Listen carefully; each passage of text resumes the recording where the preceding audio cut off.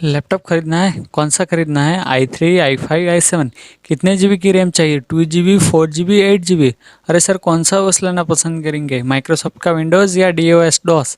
Life में आप कभी भी लैपटॉप लेने जाओगे तो सेल्समैन आपसे ऐसे बहुत सारे सवाल पूछेंगे, लेकिन रुको, क्या आप सबको इनका आंसर पता है? Hi friends, this is Champak Mali and you are watching Sam support. तो फ्रेंड्स, सबसे पहले तो आपको अपने आप से पूछना है कि आपको लैपटॉप लेना क्यों है। आपके किसी फ्रेंड ने लिया है या आपके किसी रिलेटिव ने लिया है इसीलिए आपको लेना है, या आपको लैपटॉप की एक्चुअल में ज़रूरत है? आपने डिसाइड ही कर लिया है कि आपको लैपटॉप ही लेना है, तो अब बात आती है कि आपको लैपटॉप लेना चाहिए या डेस्कटॉप लेना चाहिए। डेस्कटॉप जो होता है उसकी लॉन्ग लाइफ ज़्यादा रहती है, और वो लैपटॉप के मुकाबले 10 से 12 हज़ार कम प्राइस में मिल जाएगा आपको।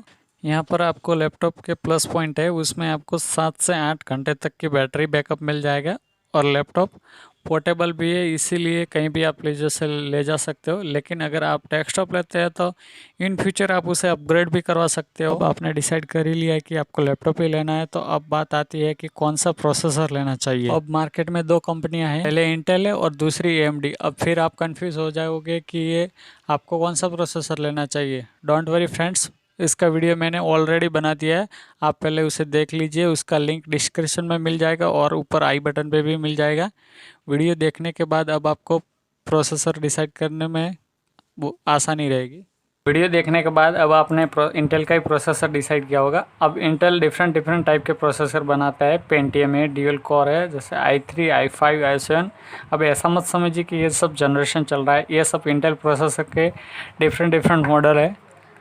अब मार्केट में एंट्री लेवल में का अभी प्रोसेसर चल रहा है वो i3 प्रोसेसर चल रहा है। अब जो i3 प्रोसेसर होता है उसमें 2 कोर होते हैं। अब मैं आपको कोर के बारे में समझाता हूँ कि कोर क्या होता है। जैसे कि मान लीजिए कि आप 2 हाथों से काम कर रहे हैं, उसकी जगह के आपके पास 4 हाथ होंगे, तो आप कितनी जल्दी से काम करेंगे। वैसा ही i3 में 2 कोर होते हैं, और i5 में 4 कोर होते हैं, और i7 में 4 कोर से 8 कोर आपके बीच में होते हैं। अब आपको समझ में आ गया होगा ये कोर क्या है। अब ये सब तो हो गई टेक्निकल बातें, लेकिन आपको लैपटॉप कौन सा लेना चाहिए। अगर आपके पास ज़्यादा काम नहीं है और स्टडी करते हैं, इंटरनेट का यूज़ करना है और छोटी मोटी गेम खेलना है या कुछ आपको प्रोजेक्ट बनाना है, तो i3 आपके लिए बेस्ट प्रोसेसर रहेगा।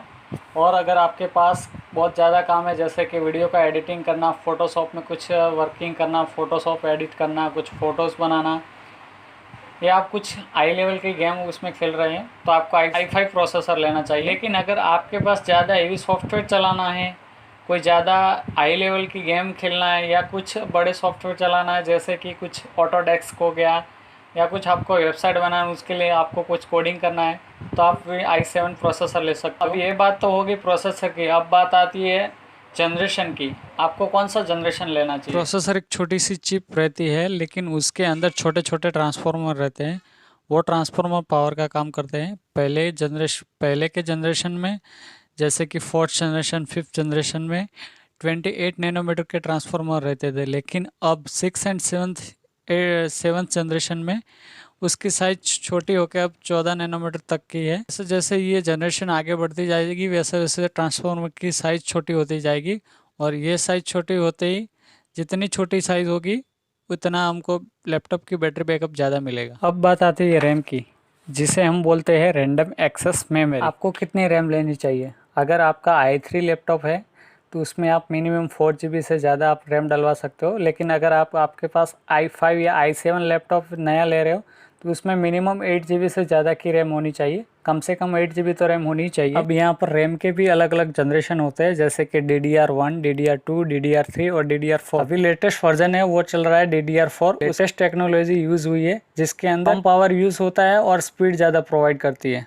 बात आती है वो है हार्ड डिस्क की। मार्केट में अलग अलग साइज़ की हार्ड डिस्क अवेलेबल है, जैसे कि 1 TB, 2 TB, 4 TB। लेकिन आप लैपटॉप ले रहे हो तो उसमें आप वो मिनिमम 1 TB तक हार्ड डिस्क ले सकते हो।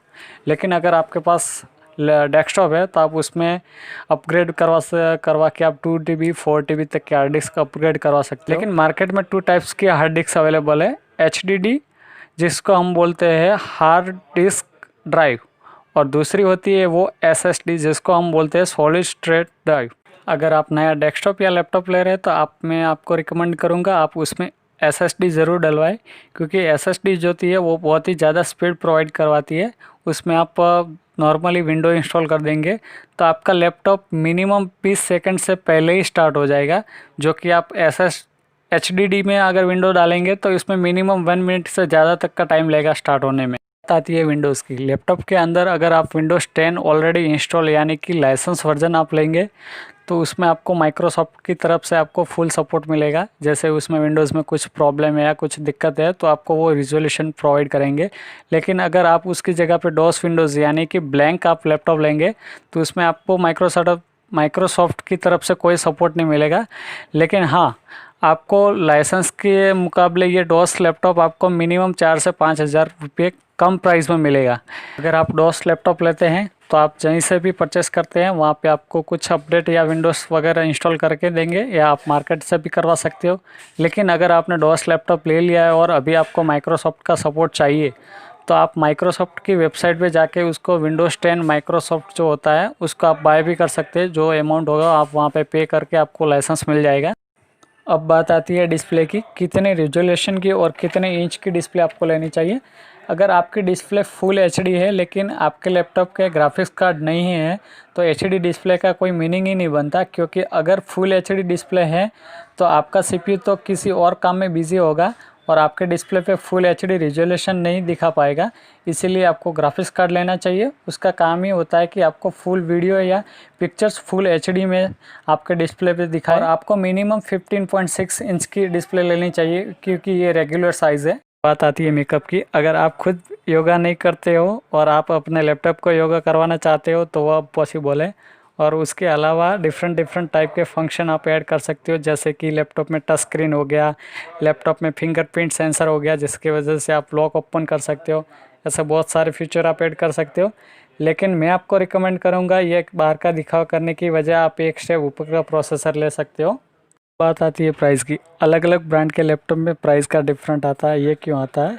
यहाँ पर आपको आफ्टर सेल सर्विस ऐसी ये आपको चेक करनी है कि सिटी में सर्विस सेंटर अवेलेबल है या नहीं, ताकि आप लैपटॉप ख़राब होने पर आप वहाँ पे ले जा सको। यहाँ पर मैं आपको रिकमेंड तो नहीं कर सकता, लेकिन मैं अपने पर्सनल व्यू के हिसाब से अगर आपको बोलूँगा तो आपको लेनोवो का लैपटॉप, सेकंड डेल और थर्ड HP, उसके बाद जितनी भी ब्रांड आती है उनका आप लैपटॉप ले सकते हो। डिसाइड कर लिया होगा कि आपको कौन सी कंपनी का लैपटॉप लेना है। लेकिन एक चीज़ का ध्यान रखिए, जो आप लैपटॉप ले रहे हो उसकी वारंटी एक्सटेंड करवा लीजिए, क्योंकि मैन्युफैक्चरिंग वारंटी 1 साल 2 साल या 3 साल की होती है। तब तक तो लैपटॉप ठीक चलेगा, लेकिन उसके बाद मेंटेनेंस शुरू होगा हार्डवेयर प्रॉब्लम जैसे कि।